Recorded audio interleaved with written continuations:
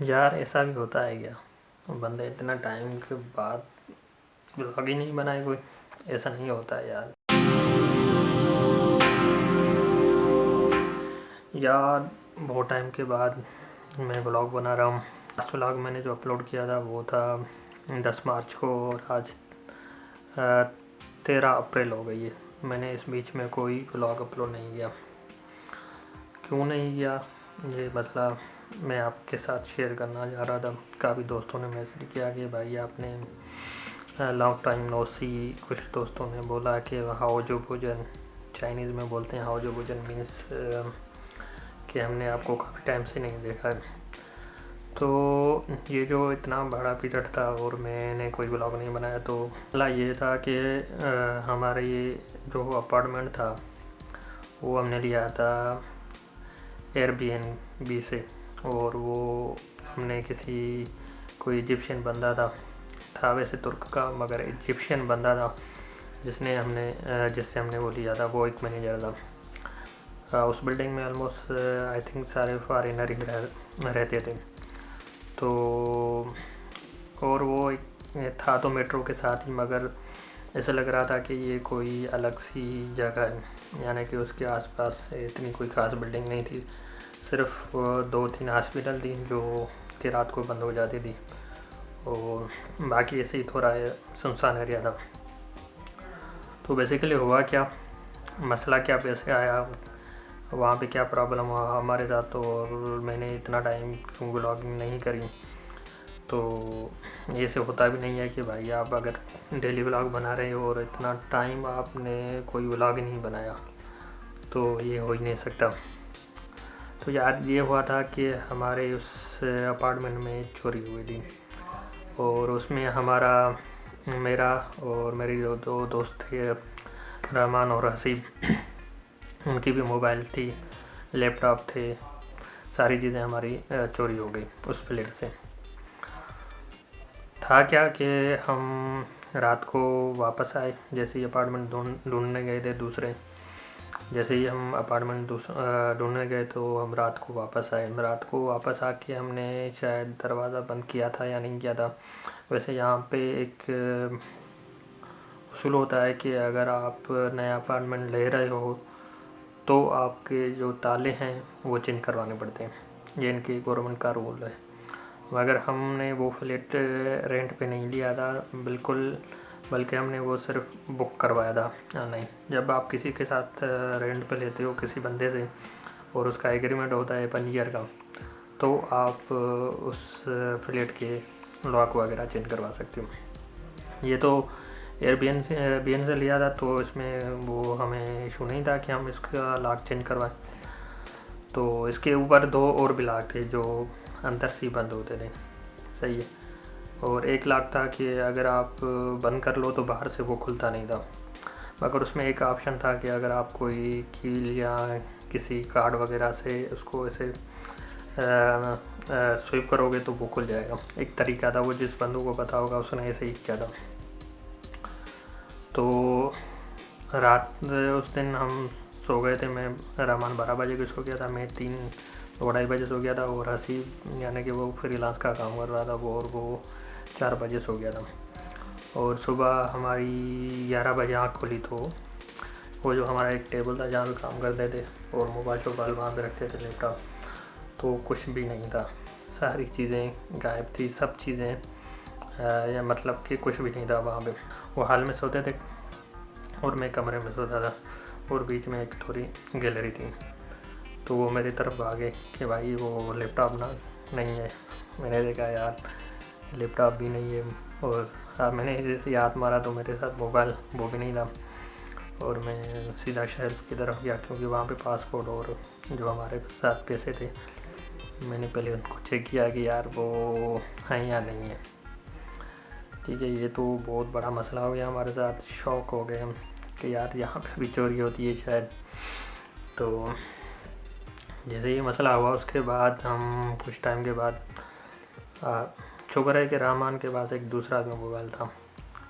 एक मोबाइल उसका टेबल पे पड़ा हुआ था, दूसरा वो जब जहाँ पे सोता था वहाँ पे रखा था उसने नीचे। तो मोबाइल था हमारे पास, मतलब कि हमारे पास एक मोबाइल था जिससे हमने कांटेक्ट करना स्टार्ट किया। फराज को फ़ोन की, शारिक भाई को फ़ोन की और उन्होंने बताया कि भाई आप ऐसा करो कि पुलिस को फ़ोन करो। पुलिस को फ़ोन की, पुलिस एक आई। सही, उन्होंने थोड़ा बहुत देखा और उसने बोला कि भाई हम भेज रहे हैं इन्वेस्टिगेशन पुलिस को, जो आपकी सारी यानी कि फिंगरप्रिंट्स वगैरह लेगी, आगे तस्वीरें लेंगी। और दूसरी पुलिस आई, उसने भी सारा यानी कि फिंगरप्रिंट वगैरह लिया और हमारा भी लिए और सारे तस्वीरें वगैरह निकाली, सारी चीज़ें जो उनको करनी थी वो चले गई। उसके बाद उन्होंने बोला कि भाई आपको अभी रिपोर्ट करवानी है ब्लैक दोजू का एक पुलिस स्टेशन है, वहाँ जाके आपको रिपोर्ट करवानी है। अब हुआ क्या, हम वहाँ पे गए तो वो कुछ समझ नहीं रहे थे, हमारी लैंग्वेज इनको समझ में नहीं आ रही थी। तो उन्होंने बोला कि भाई जहाँ स्टेशन पे जहाँ आए हो ये स्टेशन नहीं है, इस एरिया में नहीं आता, आप दूसरे पे जाओ, चले जाओ।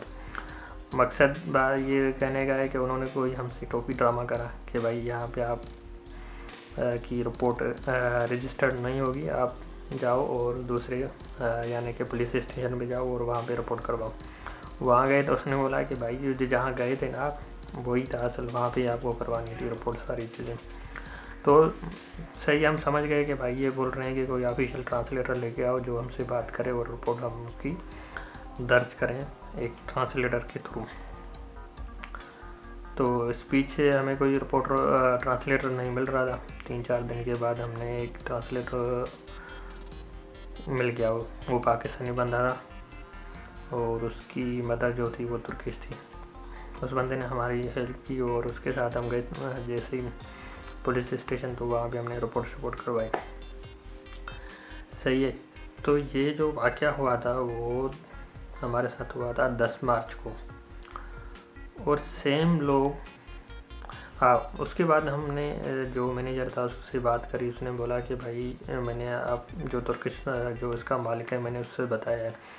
उसके बाद उन्होंने क्या किया, पहले तो उसमें बिल्डिंग में कोई भी यानी कि सीसीटीवी नहीं थी। उसके बाद उन्होंने हर फ्लोर पे सीसीटीवी लगा दी। अब हुआ क्या कि सेम, मैं ये तस्वीरें जो है वो इसके साथ अपलोड करूँगा इसमें, कि सेम बंदे हैं शायद या कोई और हैं, मगर मुझे लग रहा है कि सेम है, क्योंकि वो एक बार यहाँ से कार्रवाई करके गए थे तो उन्होंने बोला भाई दोबारा भी जाते हैं, कोई ना कोई वो सामान हाथ आ जाएगा।